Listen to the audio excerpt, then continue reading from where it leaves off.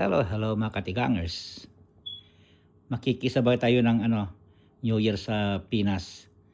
Kasi dito sa amin ngayon ay 30 pa lang, December 30 pa lang ng alas 10 ng gabi. Tuesday pa lang dito eh. Tuesday ng gabi. Kaya lang makikisabay tayo. Bukas pa sa amin ng bagong taon. Kasi mahuli kami rito eh. Kaya makikisabay tayo, iinom tayo ng konti. Ito yung pulutan ko. 4 na sushi, 2 klase.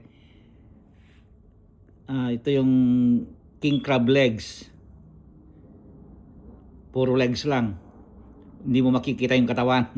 Kasi yung katawan maliit daw. At saka oyster. Pinahirapan ako niyan.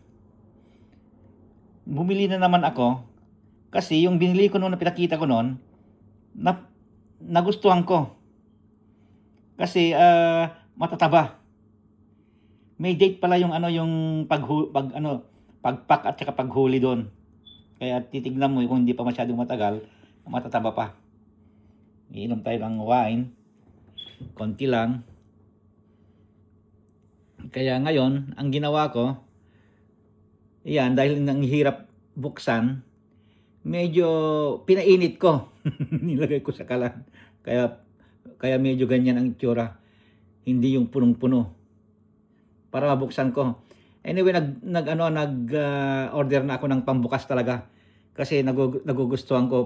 Bibili ako ng paminsan-minsan. Kaya bumili ako yung kutsilyo na talagang pambukas. At saka yung may kasama ng gloves na hiwa proof.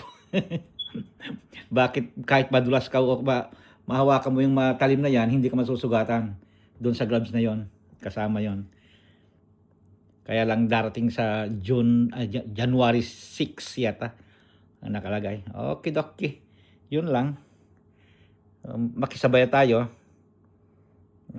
Unahan na natin sila kasi ngayon alas 10 dito, 11, 12, 1, 2, alas 2:20 na ngayon sa Pilipinas ng hapon ng 31. Kaya mamaya pa sila magpapaputok.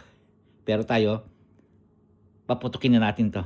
Okay, doki. Bye-bye.